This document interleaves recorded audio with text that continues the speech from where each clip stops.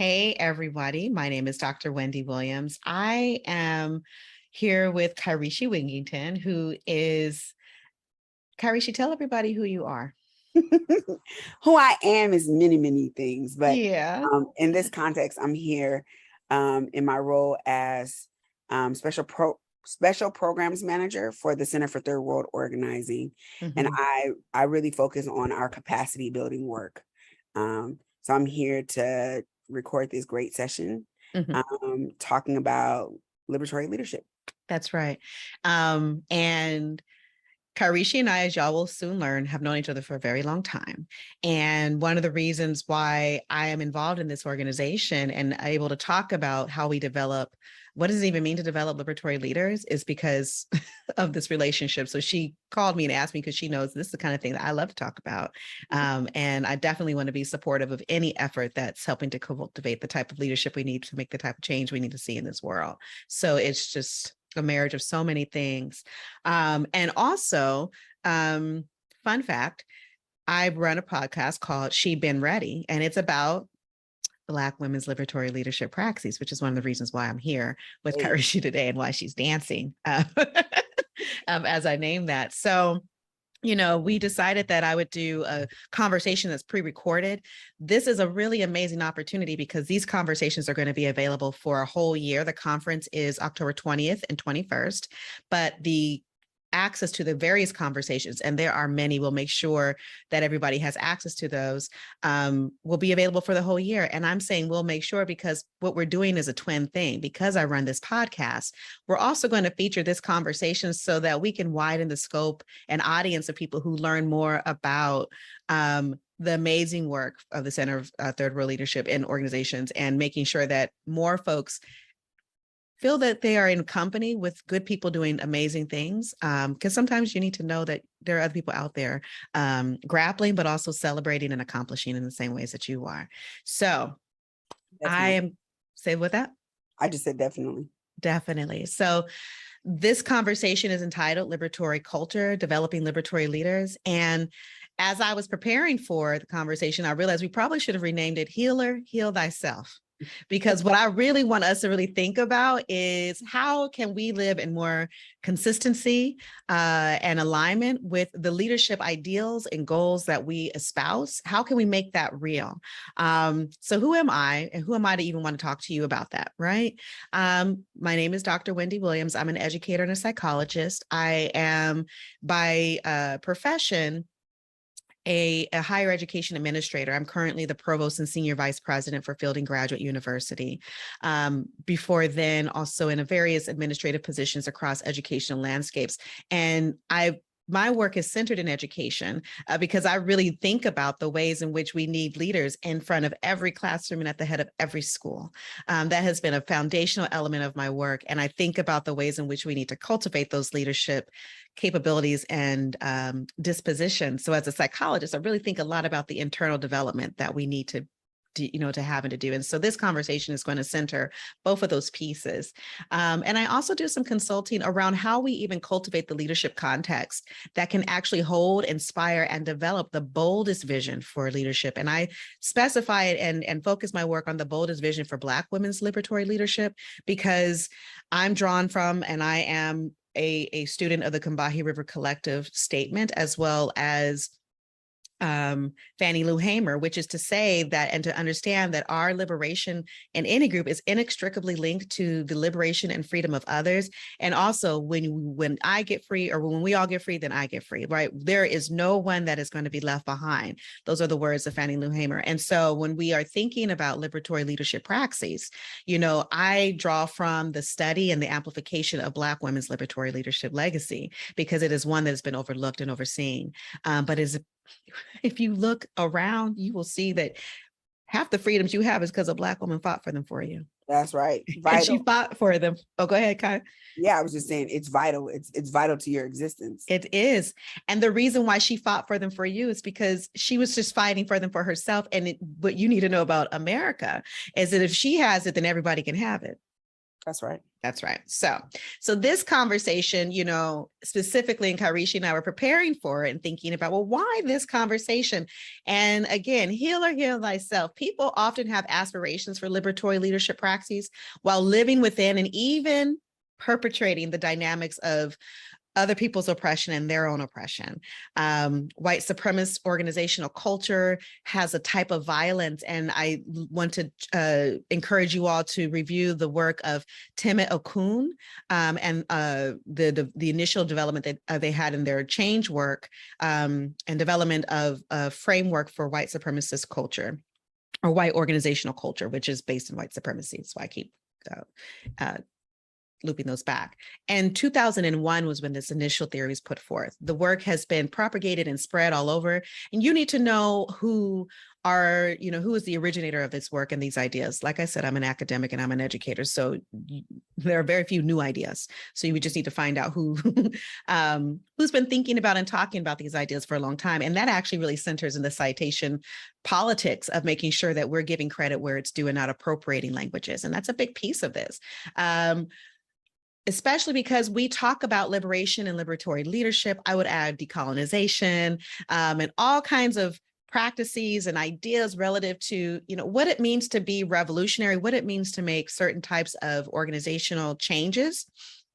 And the definitions can change. What I have found is that there are very shiny terms that we like to pull out every number of years or pull away from old, well-developed and older theory and take on and own as our own without necessarily living inside of what those words with those theories, with those initial ideas and the practical wisdom from which that theory was drawn from.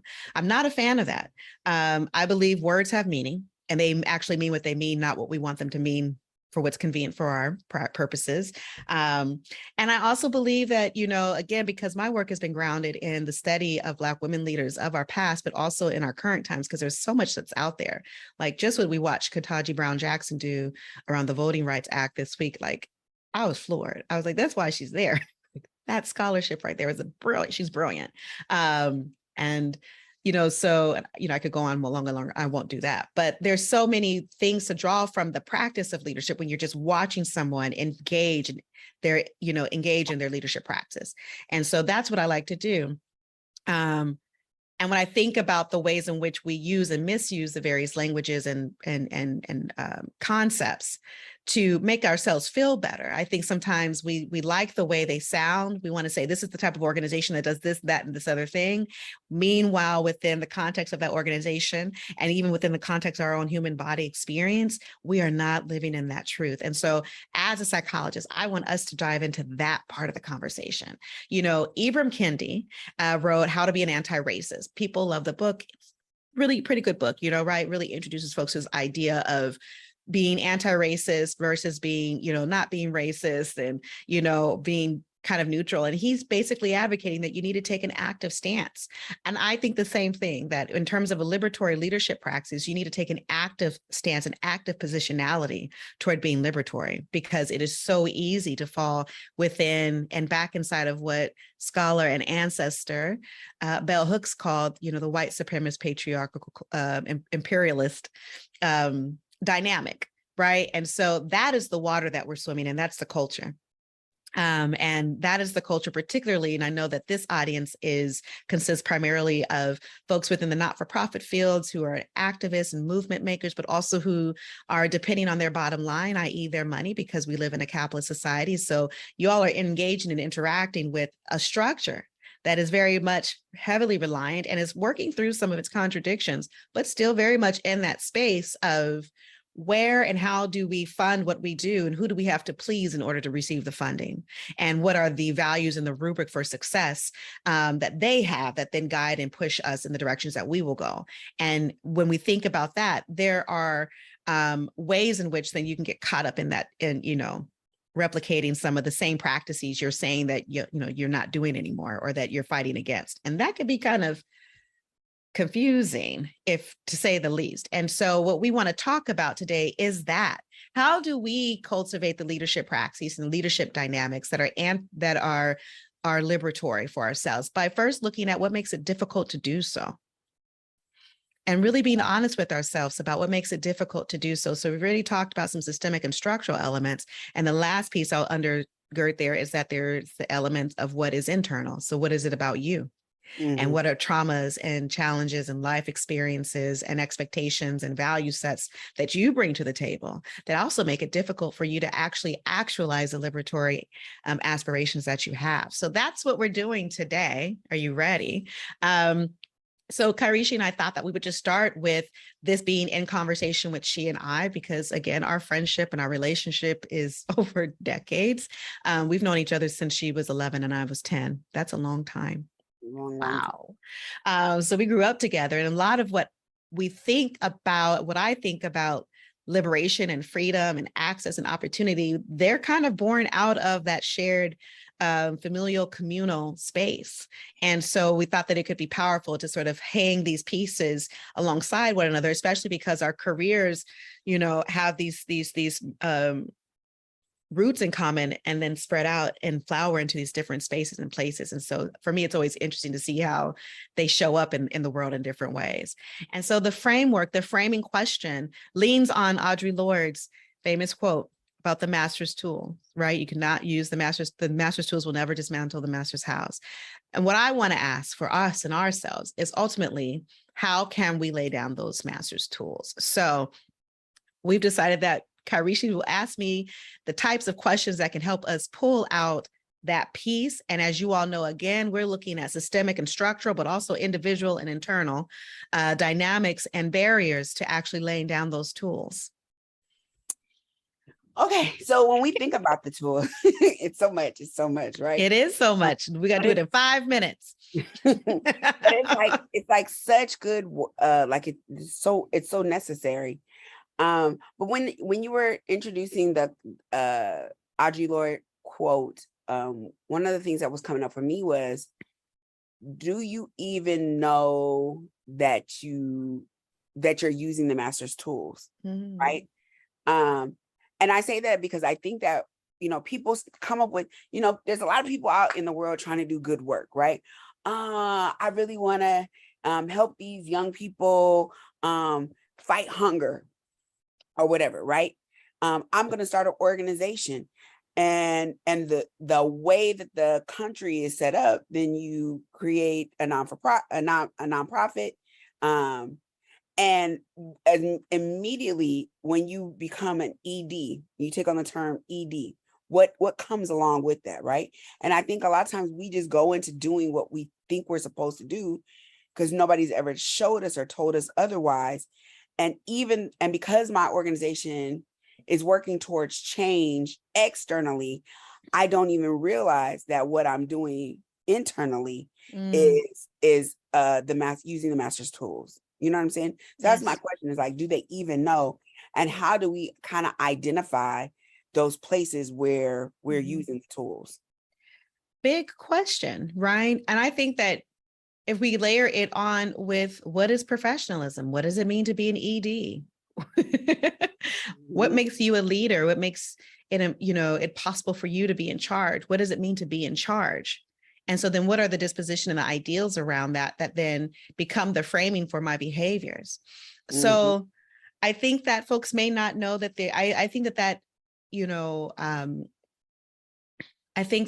there are, we have to appreciate plays at innocence that are nefarious and real innocence.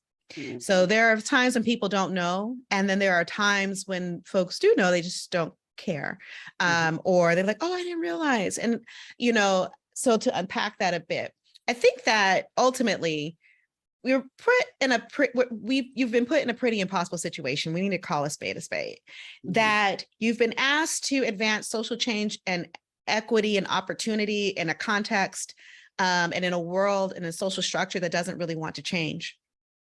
And you've been asked to position yourself to, because you're not for profit, it means that you don't make your own independent money.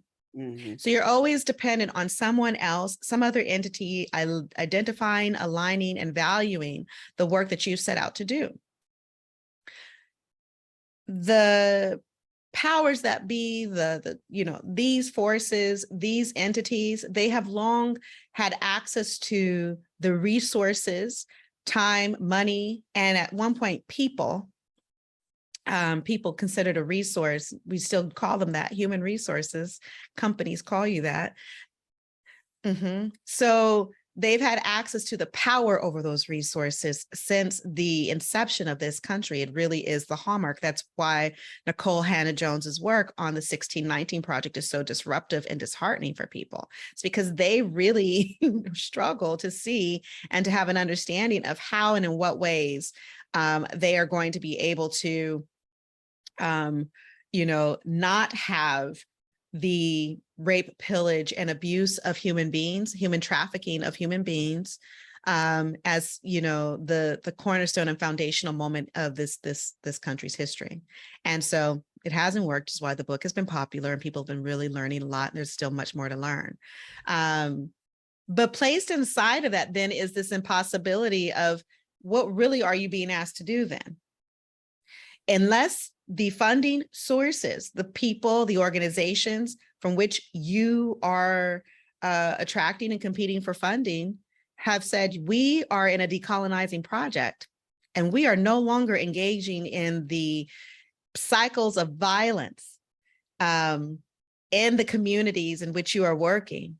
And we are no longer trying to absolve ourselves of the ways in which on our business and we're complicit in that violence, and therefore in our foundation, donor supported and philanthropy work, we try to offset our guilt around that project. Unless they are engaging in work that says we have to really think this whole thing so that we can move toward equity and liberation for these people, even when it's not in our best interest, then you're going to have that contradiction. It leads to a split. It is a split. It's a very real split. And it's important to understand that as the landscape in which that work is happening. So you have that, and you also have mechanisms and structures around what it means to be a good worker, what does it mean to be a leader. And one of the reasons why I really have taken up this idea of like studying and trying to understand what are the lessons that can be learned from Black women's liberatory leadership praxis is that the ideal of who a leader is has been a white man and people who behave like white men. So what I mean by that is whiteness, maleness, Judeo-Christian values, heterosexuality, all of these are the premise on which we have placed leader and also good employee, good worker. So anyone who shows up as different than that is deemed other. And we ask them about their professionalism, don't we? We say, oh, you're too loud, you do this. Oh, you wear your hair like it. I purposely love being a leader at the level at which I'm a leader and wearing a head wrap, for example. I do it on purpose. I do these things on purpose because it's a type of permission. It's the same way when Michelle Obama is getting her portrait put up in the White House and she has box braids. It's really important. It's really important to represent me. It's really important for me to represent the way that Black women wear their hair and do so in ways that can show it happens within the context of a professional space and professionally, and at the same time, authentically. Both things are true and necessary. So I think like that's the other element that you're working with, because it's this rubric of how you are funded, how you're able to do the work at all, because a capitalist society requires that there's funding in order for you to do it and that you have to compete for that funding. That's the cultural piece. But then also, are you doing it the way we want you to do? So do you look like who we need you to look like in order to do that? And if you don't, and if you won't, then we won't give you the money and you can't do the work. So, and now that's your fault. So one of the things, and I'm glad you're talking about this, I watched my ED Chinyere Tuchinda be very clear. And I think people don't understand that when you're talking about your organizational values, that's your values through and through, right? Your organizational identity is that through and through. So that is not just around who you serve and how you serve, that's who you hire, how the organization is run, but that's also who your partners are and who your funders are, right? Who are you trying to get money? All money ain't good money, right? And so Chinyere is very clear, like, is this money values aligned? There are certain, like the funder is not running how we're moving in and how we're doing programming. You understand what I'm saying? Like Mm-hmm. everything that we do has to be values aligned. And I think it's critical for people if they're talking about liberatory leaders, building up liberatory leaders and having a liberatory organization is really what are the values that you hold around that. Even when you were talking about I can't think of how you said it, about the white men, right? What screams out to me is how do we hold power? What is our understanding of power? Because that then shapes all the rest of it. I think you're right. I think you're entirely right. So let's talk about that. And one of the things that Kairisha and I failed to tell you all, but we'll make sure is available in written form, are these actual questions, because the questions that she's asking me and that we're asking ourselves are the ones we want you to ask yourself individually and also within your institutions, within your organizations, because fundamentally they get at whether or not and how you can actually live out the actuality of a liberatory practice within your leadership. Let's be very clear. You're not doing equity liberation work if you are engaging in, oppressive practices in the building, on the phone, and in the Zoom call. You understand me?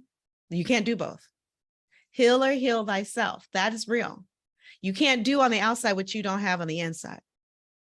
We talk about love this way, and it's real because liberation is love. That's what we mean by love is liberation. You can't be free.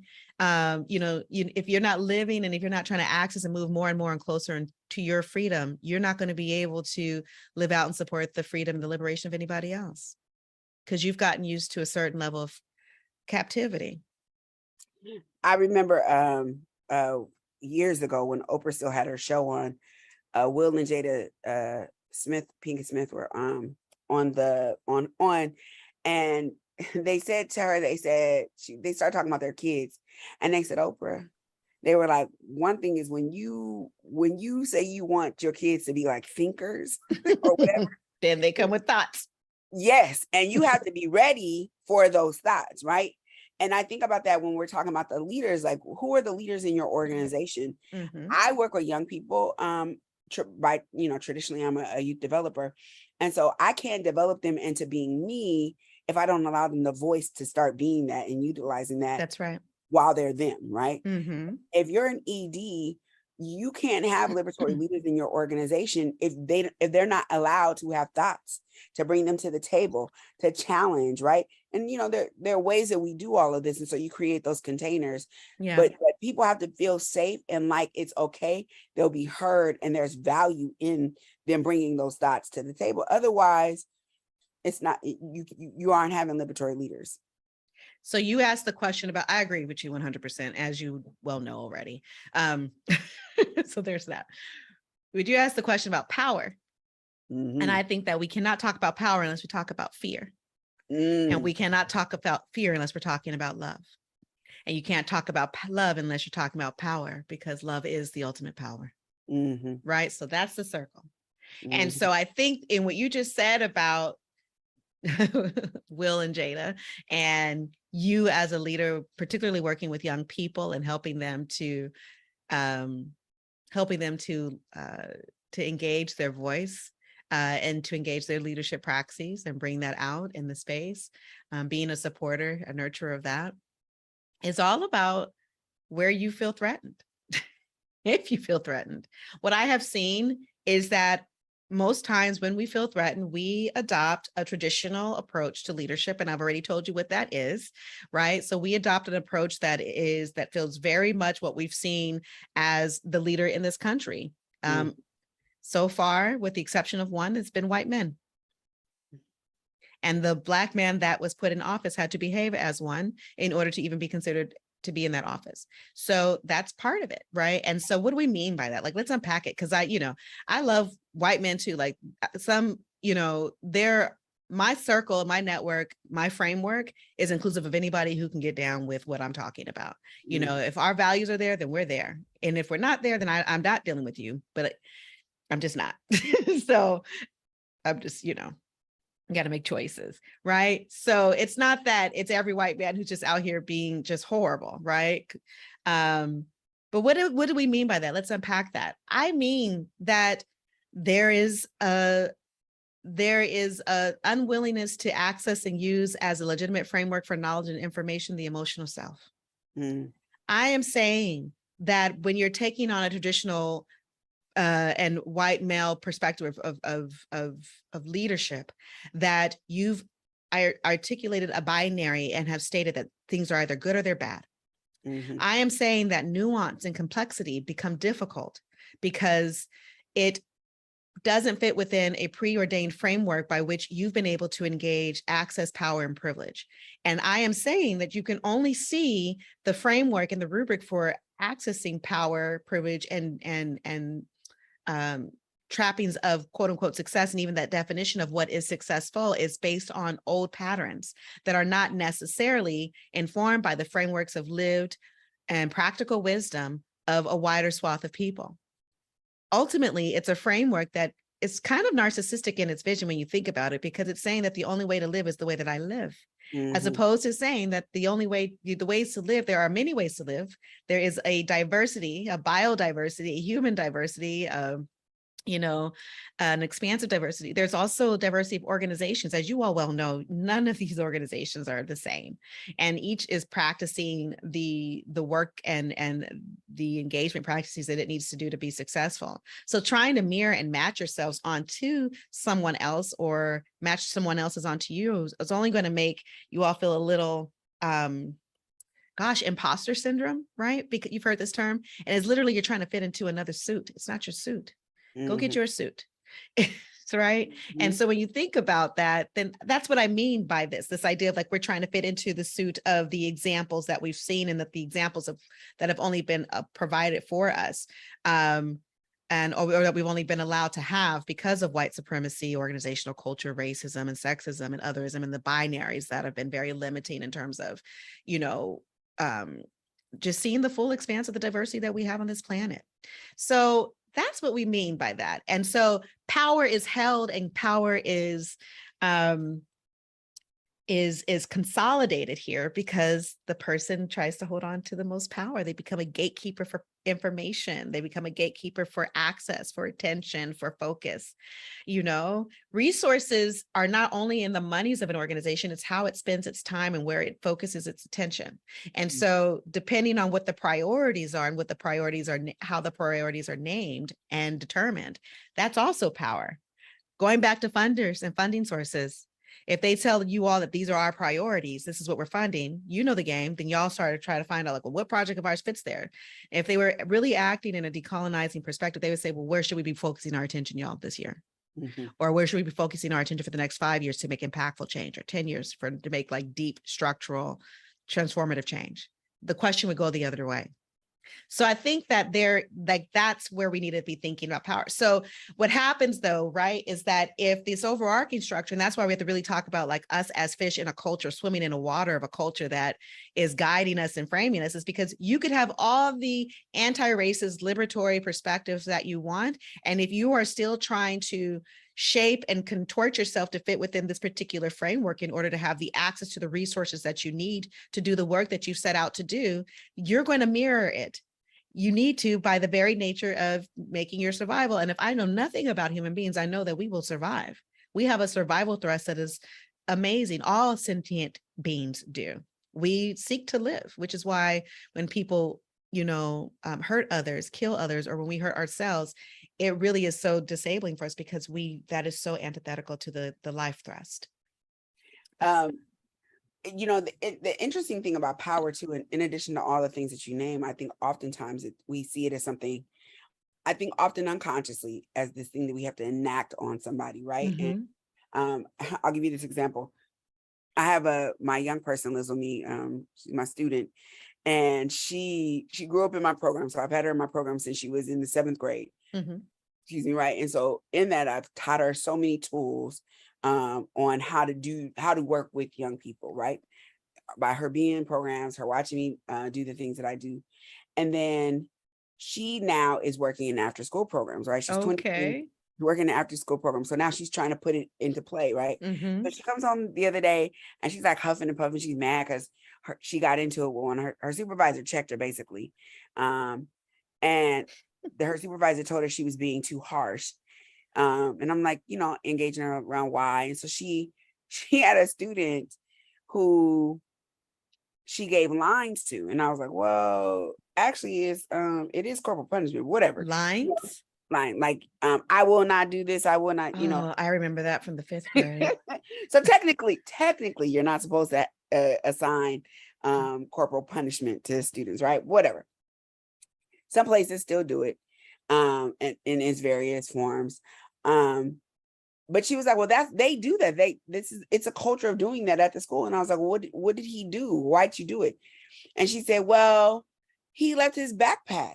And so then I can't do his homework. We can't do his homework. And it's the second day in a row. And I felt like he did it on purpose. And I was like, how old is he? So he's like 6. He's like a first grader. He did. He just forgot. And so she took it as an affront. He did it on purpose. To me. And him, huh? To me. To my leadership, right?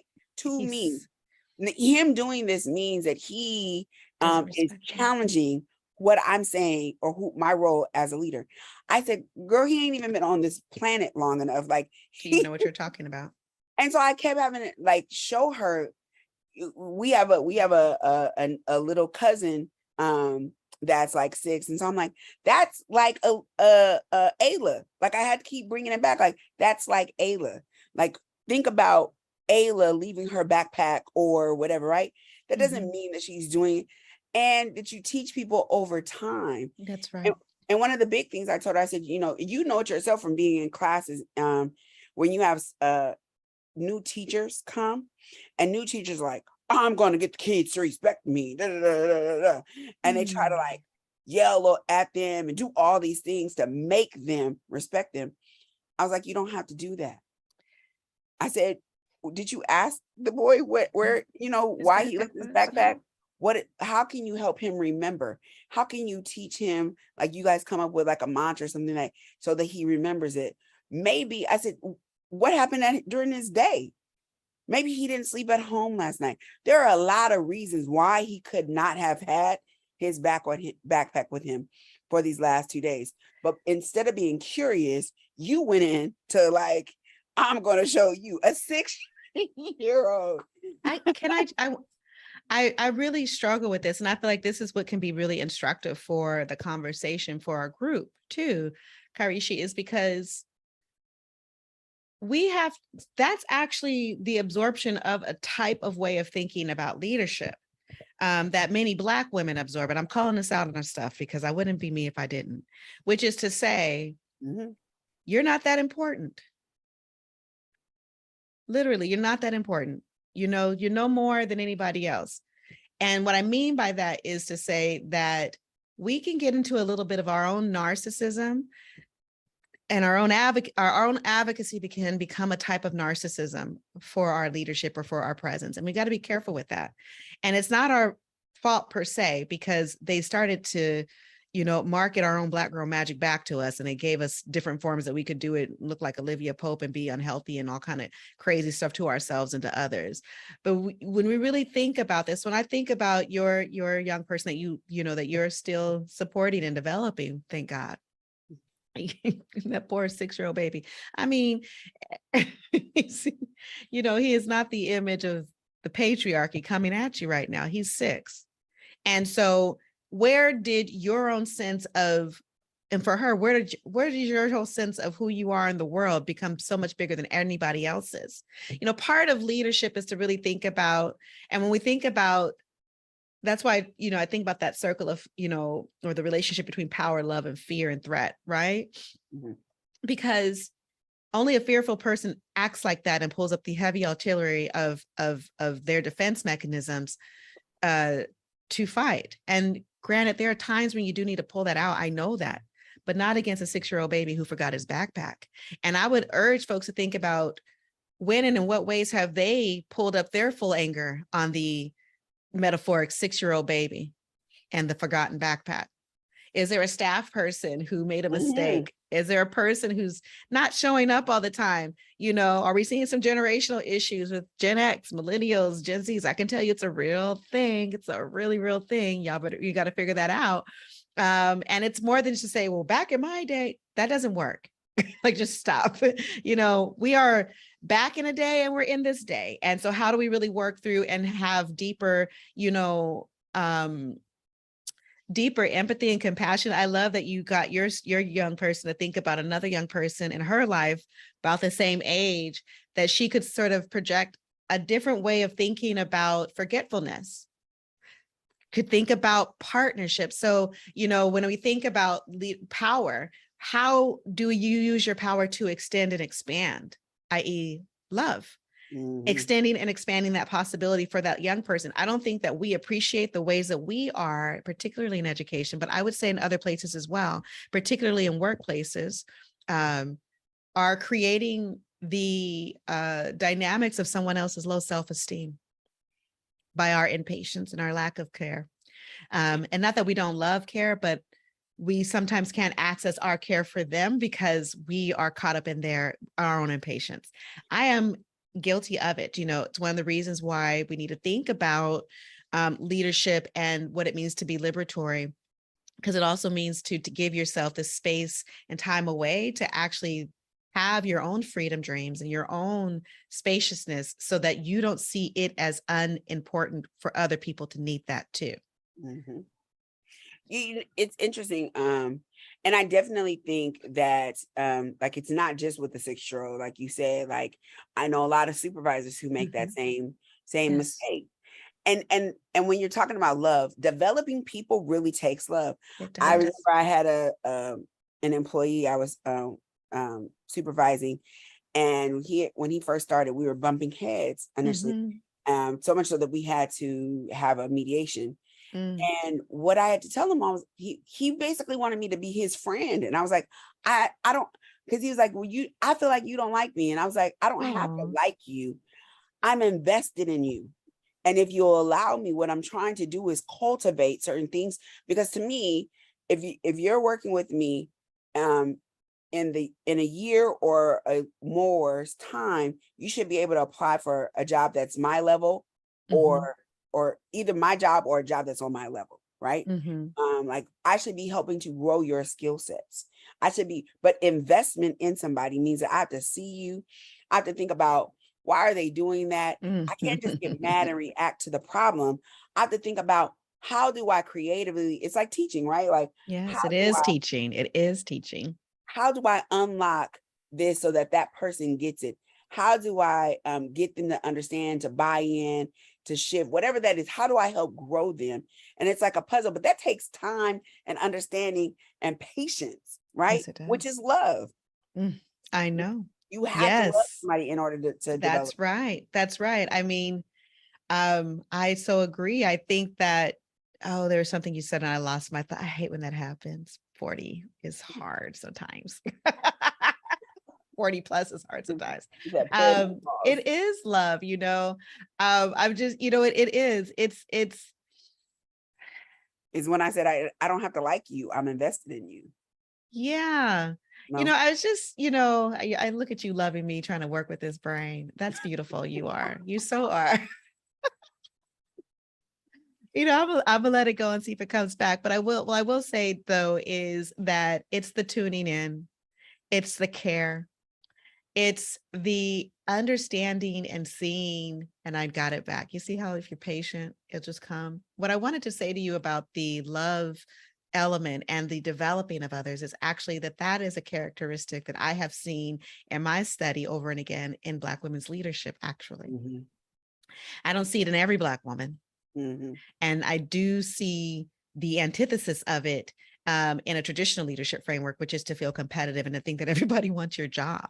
And it's so interesting to take the perspective that I want to prepare you so that you can have a job like mine, so that you are not stagnant and stuck, that I don't think of you as a cog only in the wheel that I'm turning, but I'm thinking about our community. I'm thinking about our society and our whole living life structure that is just going to need more and more developed, capable, expansive leaders.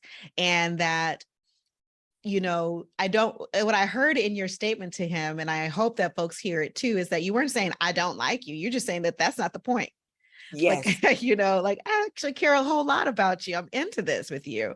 And you need to get here on time. I know it's probably something like that, but and you need someone who's going to give you real, honest, clear feedback about ways in which you can be more effective with what I see in front of me, so that when you're going to go do the things that you're going to do, that I have no idea even what that looks like, because you are a manifestation of greatness and beauty that is going to be their own thing in the world too. But at least you have some basic foundational pieces that don't undermine and sabotage you, which is what I'm seeing you do right now. And I want to interfere and I want to disrupt that. That's what I'm doing. That is something that I've seen. It is a teaching function. I've seen it a lot. And I also think that it's a function of good teachers. Not every teacher is a good one either. And it is something that I've seen in the examples of the Black women's leadership that I've been studying. Yeah.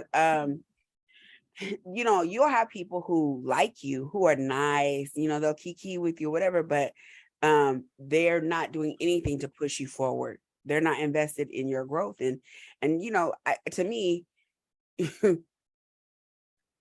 I have to be invested in the growth of the people around me. And also have part of being, to me, part of that liberatory leader piece is that I'm also learning from them.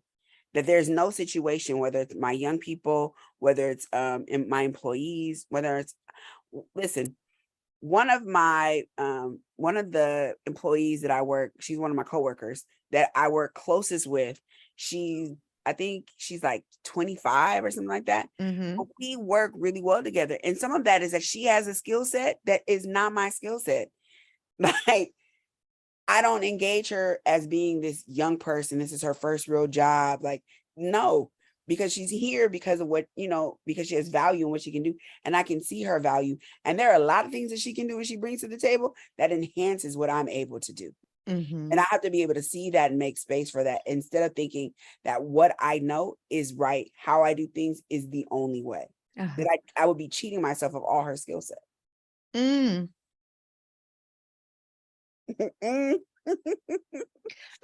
that sit out there for a minute. Like, that just needs to be out there. Like, you may be cheating yourself and her of her full skill set. Mm-hmm. And you may be cultivating in her an imposter syndrome that she need not have. That something's wrong with her, that she's not able to do certain things because it doesn't look like you. And that's that part of that narcissism that I think is embedded in traditional ideas of leadership and what people have and haven't done previously and whatnot. Some of my most successful relationships with supervisors have been the ones who were not intimidated by my bigness, who understood that when I soared, they could fly, right? Mm-hmm. I think it's a Mandela quote that says that the best leaders lead from the back, and that way you can help support the ones who are the slower runners and help them move forward, and then the ones who are the front runners, you can let them go as far as they can, right? And I'm going to be like, I'm going to do the thing, and that can work for my benefit or against it, because sometimes you get supervisors who have that traditional view of power, and they think that me being big makes them look small. Me being big speaks negatively to their leadership, right? Fear. You being big is more power than them. Fearful that somebody else will see it and take something away from them. Power, fear, love, threat. That's the circle. And that's why I think the internal piece, and so the last question I think that we would pose is, how do I build an internal robustness that can actually make liberatory leadership practices possible? And I think that it is really, I think a few things. One is to go to do some clinical therapeutic work. I am a psychologist. Yeah, I am going to encourage that. I am. I think what you need to appreciate and understand that oftentimes what draws folks to movement work is trauma.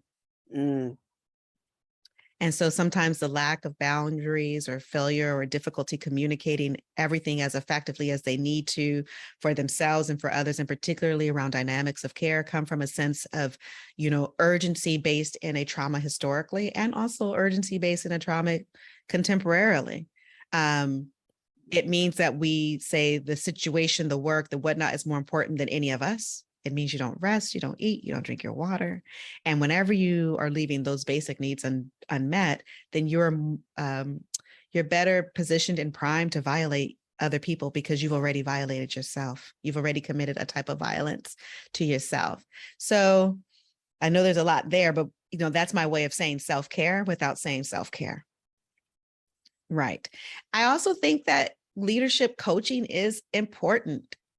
It is so incredibly important. And I think that you need to have folks who can talk with you not only about the internal ways of like where your own sort of psycho-spiritual health sort of lies within a leadership framework, but also, how am I like, you need to work through and determine like, what is my leadership philosophy? What do I think is important? What are my values? One of the reasons why, again, I asked Kyrishi to join me in this conversation and not just be me on my own, just chatting away, blah, blah, blah. One is that I'm, a little bit of an extrovert and I like to talk to people. But two, it's because we have this shared history. We come from, and it's a special thing. I always, she knows I hope I so appreciate that we come from the same corner of the earth together. And we have some shared experiences and understandings, shared teachers, shared, familial stories, my mama, I know, all of this. And this means that I am known and we know where my stuff comes from, good or bad.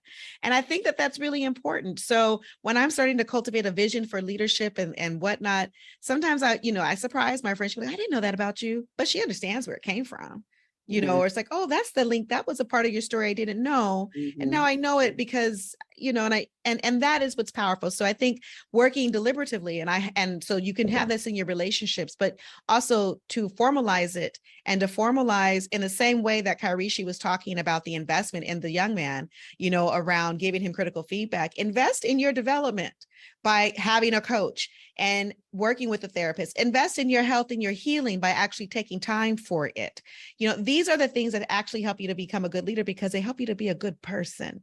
And that is what a good leader is. It's a person who can identify and live in their authenticity and also think and hold the growth and experience of other people.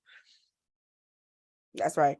Listen, when you were saying that thing, when you first started talking about going to therapy, what I immediately thought of is, I think one of the challenges that nonprofit work, education, movement work present is that we work in these kind of high stakes ways with one another in these kind of comfortable environments.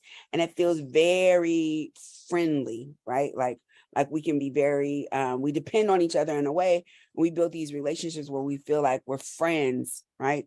And we talk like that. Sometimes we are friends, but we use language like they're my friends, they're my people, whatever it is, right? And what ends up happening if you have not done a significant amount of your own work is that you replicate toxic familial patterns in your job, right? So then how I relate to my family members is how then I relate to my supervisor or who I am, or the people that I supervise, right? It's how I relate to my coworkers. And that toxicity, often it comes right there. And we cannot be liberatory if we are bringing that same oppressive stuff, that same toxic stuff to our businesses, our organizations. Ashe. So y'all don't know this, but I always tell Kyrishi she missed her calling and she should have been a psychologist because that framing is completely, but I also think that that's what makes you a really wonderful facilitator of other people's growth and development is that you truly do have an appreciation and love for people. And you really get tuned in a way that most folks, maybe just don't have as much interest in doing, but I think people interest you. And it's so true. It really is heal thyself. And it's one of the reasons why I started with that. It's not my terminology or my phrasing. It's an Ethiopian proverb. Heal thyself. You cannot do the liberatory work that you want to do in community, society, and culture if you are walking around with your own demons and oppression that is holding your spirit down. And that is the real. And we've talked about therapy, we've talked about executive coaching, and the last I will say, or leadership coaching, is some spiritual healing and spiritual work and focus. We're dealing with very difficult times. I don't need to say it. You already know. We're dealing with very difficult times. It's very trying in this moment. And so if you are going to be in this space and be able to be effective and to understand the importance of you while also placing the size of you in perspective to everybody else who is the same size as you, right? Really allowing that ego to be healthy, right? The ego needs to be healthy, neither too big or too small. It's kind of like Goldilocks and the Three Little Bears. It is just right. You know, got to have enough of it so that you do things like take care of yourself, eat, drink water, get rest, have relationships, go see a movie, go to the beach, go hug a tree, but small enough that it doesn't take over everybody else, where your needs are not taking over everybody else's. And part of how that happens, and I'll say, I think this can be maybe the last thing that I say about this in terms of really understanding why you're drawn to the work that you're doing, is likely because of some difficulties and traumatic experiences that you've had with that same topic or issue, or relatedly, and the urgency that you feel there. But that urgency can have a narcissistic thrust that you really want to keep in check and understand where the motivations are coming from. Because what we can do too is not handle any of our needs, allow them to grow big and big and big, like James and the giant peach. And then they're taking over everything and everybody else's needs too. Take care of yourself so that you can keep it in a container that you can manage. And that actually helps the success and the health of your organization, because then everybody's not running around trying to take care of you. I know I hit a nerve and it's on purpose. Think about that. Think about the way that you take up space with all your urgency and all your needs because of the needs that you don't take care of. There was something I was going to say about the stress that we have and how we talk to each other because of that. That's right. How did you begin this last thing? You were like this last nugget. You said, go get therapy. I don't remember what I said. Yeah, go get therapy. Spirituality. Spirituality. I think that this one. Go get therapy. Go get therapy. I was like, wait a second. It was crucial. This is what it is, right? So in the same way that if we were talking to somebody who does body work, right? I don't know if you've ever given somebody a massage. I've literally given somebody a massage and then taken their knot because I didn't clean the energy, because it's all energy, right? And so I worked the knot out of their back, and because I didn't take care of myself properly, to release that energy, I then took that knot, and now that energy is stuck in me, right? And this is important because if we're doing work with people who are homeless, people who are victims of abuse, people who are struggling and can't eat, like people who are dealing with violence, like all of these different issues, right, that have a significant amount of pain and trauma and junk connected to it. If you're doing that work with folks emotionally every day, psychically every day, physically every day, if you don't have a spiritual practice, something that you can go to cleanse, you're literally taking it in your body. That's right. That ages you. It makes you sick. That's right. It shifts the way you talk to people. That's right. Right. You only have so much capacity for things, and if you're taking all that dis-ease that's in the world that you're working so hard to heal, and you're not cleaning emotionally, cleaning spiritually yourself, that their pain becomes your pain. And then there's no freedom there, right? With the world, people may or may not, they may not care, because I got a nice, healthy size ego. I take overly good care of myself, and I know that nobody cares about what I'm doing. So I think so. I think that's healthy. But before we got on the call, you were teasing me and you were saying the world don't know what they did by giving you this break, because I've been in between two institutions, two positions, and starting a new one soon, the one that I named at this top of the hour. And taking space away from work has put everything in perspective for me, and has allowed me to see the ways in which I have been holding strain and stress and particular postures of defense and fight that definitely have degraded the quality of my experience as a human being and a spiritual being in this work. And I feel like we need our folks who are in this not-for-profit, movement-based, social justice, space and equity-based work to be healthy, because you're doing the midwifery work of actually helping us to birth a better society that is healthy. Mm-hmm. So if Mm-hmm. we take nothing else, it's that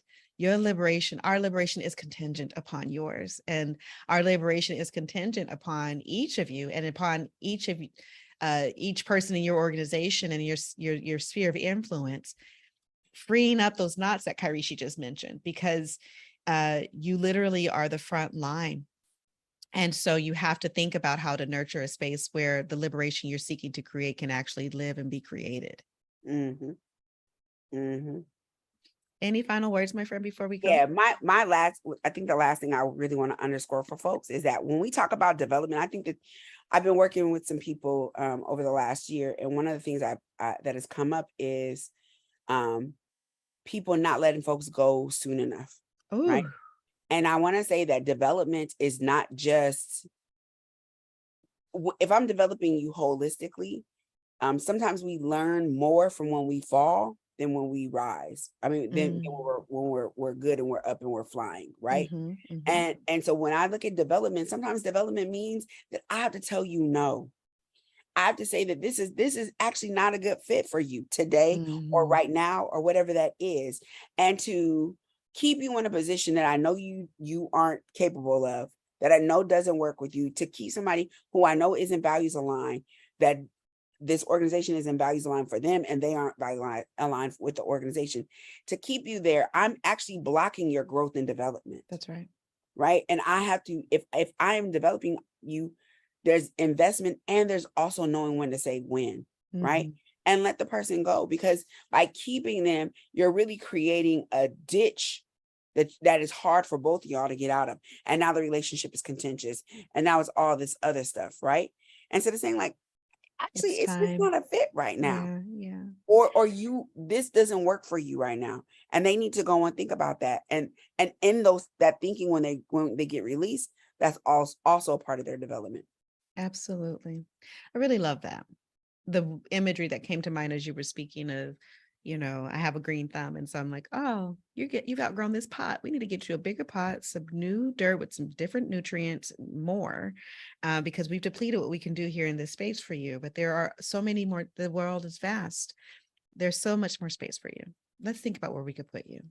And maybe I can support and facilitate that. When I am supervising folks and in the work that I do in higher ed, a lot of times, there's a trajectory, but I, often talk with folks about, tell me what you want to do in 5 years and what can we do and how we craft your work and how we think about what your goals are to get you ready so that when you put in that for that position, when it becomes available, you actually are ready.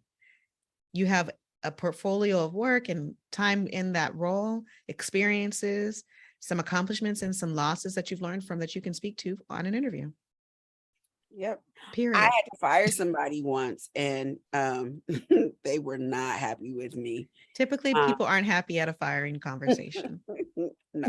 No. And probably still aren't, which, is fine, whatever. But what I know is this person is in a position today that they couldn't have even envisioned then, right? And if they would have stayed with me, they probably wouldn't be in that position now, right? That they're actually in something better because they were blocking their blessings. They were holding on to something that no longer fit, a pot that they had outgrown.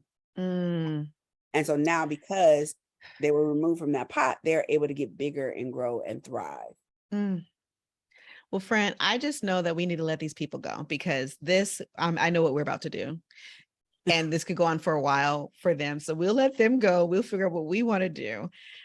Thank you so much for having me here. This is not a space that I typically would be able to be in, where I could share with people about She Been Ready, the podcast, and also just,